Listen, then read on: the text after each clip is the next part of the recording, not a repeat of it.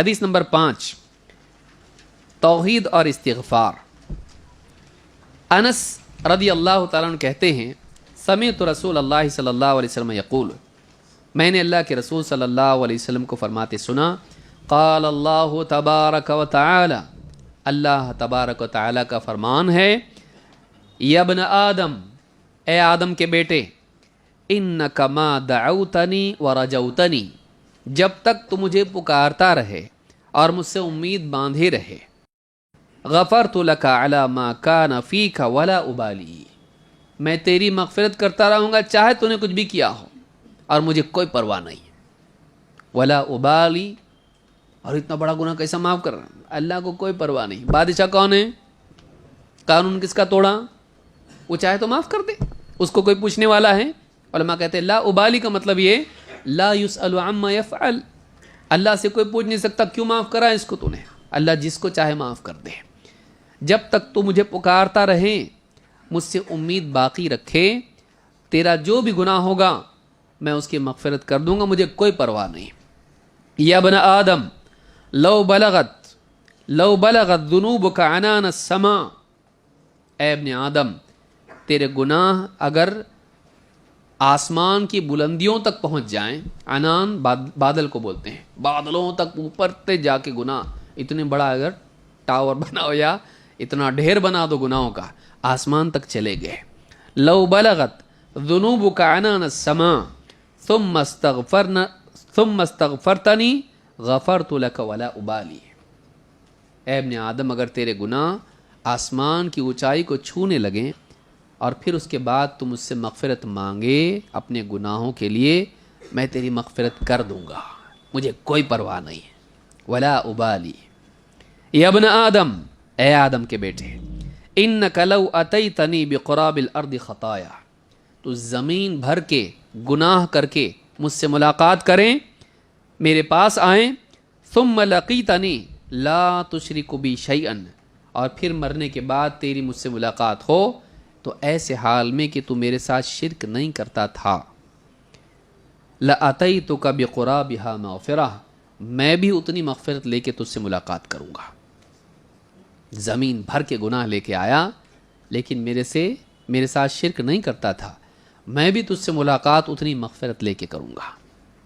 اس حدیث کو امام ترمذی نے روایت کیا ہے، حدیث نمبر 3540۔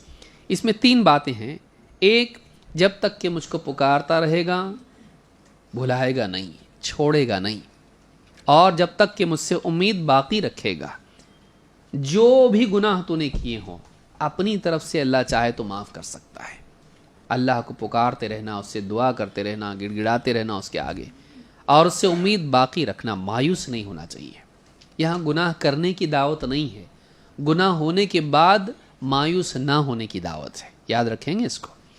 یہ نہیں کہ چلو گناہ کریں گے، نہیں، یہاں یہ بات بتائی جا رہی ہے تو نے کتنے بھی پاپ کیے ہوں، کبھی ایسا نہیں ہو سکتا کہ اللہ اب معاف نہیں کر سکتا، ایسا نہیں ہوگا۔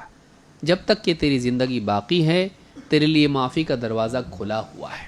پھر مرنے کے بعد اگر گناہ باقی رہے تو اب اللہ کی مشیت پر ہے، چاہے تو معاف کرے چاہے تو سزا دے، اور اللہ چاہے تو معاف کر سکتا ہے، ولا ابالی، کہا کہ مجھے کوئی پرواہ نہیں ہے، کوئی اللہ کو پوچھنے والا نہیں تو نے کیوں معاف کیا۔ اللہ کے لیے کسی کا قاعدہ نہیں ہے، اللہ جو چاہے کر سکتا ہے۔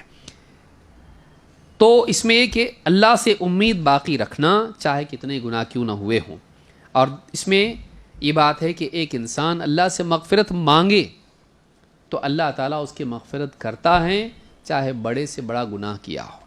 اور تیسری بات اس میں یہ ہے کہ اگر آدمی شرک نہ کرتا ہو تو چاہے جتنے گناہ زندگی میں ہوئے ہو، ایک نہ ایک دن اس کی مغفرت ہو کہ وہ جنت میں جائے گا۔ شرک کرنے والا جنت میں نہیں جائے گا، شرک پر مرنے والا جنت میں نہیں جائے گا۔ لیکن اگر شرک نہیں کیا اور گناہ ہیں تو پھر یا تو اللہ اس کی مغفرت کر دے یا پھر سزا دینے کے بعد اس کو جنت میں ڈال دے، اللہ کی مشیت پر اس کا معاملہ ہوگا۔ تو اس حدیث سے بات معلوم ہوتی ہے کہ انسان کو شرک نہیں کرنا چاہیے، اللہ سے ملاقات اس حال میں ہونی چاہیے کہ وہ شرک نہیں کرتا تھا۔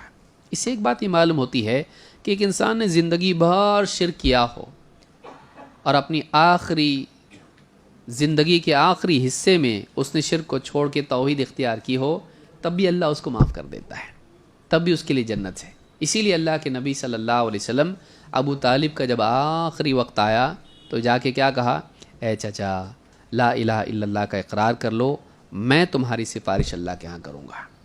معلوم ہوا کہ اگر آخری وقت میں بھی ایک مشرک توحید پر آ جائے اور اس کے بعد اس کی موت ہو جائے تب بھی ایسا انسان جنت میں جا سکتا ہے۔ کیا یہ اللہ کی رحمت نہیں ہے؟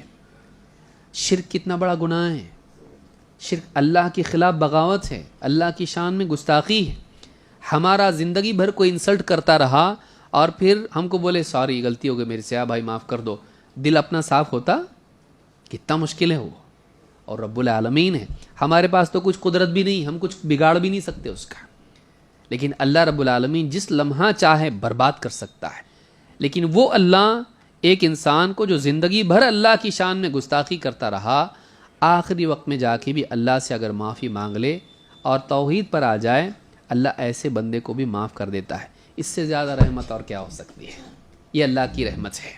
تو یہی بات حدیث میں بھی آئی ہے کہ میری رحمت میرے غضب پر غالب ہے۔ اتنا بڑا مجرم بھی اللہ کے ہاں معافی کا حقدار بن سکتا ہے۔ اس حدیث سے معلوم ہوتا ہے کہ شرک نہیں کرنا چاہیے، اور انسان سے دنیا میں غلطیاں ہوتی ہیں لیکن شرک سے بہت بچنا چاہیے۔ اس کا یہ مطلب نہیں ہے کہ انسان شرک سے بچ کے باقی گناہ کرے، یہ مطلب نہیں ہے۔ مطلب اس کا یہ ہے کہ ایک انسان اگر شرک سے بچتا رہا، چاہے کتنا ہی پاپی کیوں نہ ہو، اس کے لیے گنجائش ہے، اس کے لیے امید ہے کہ ہو سکتا ہے اللہ معاف کر دے، ہو سکتا ہے اللہ اس کو معاف کر دے۔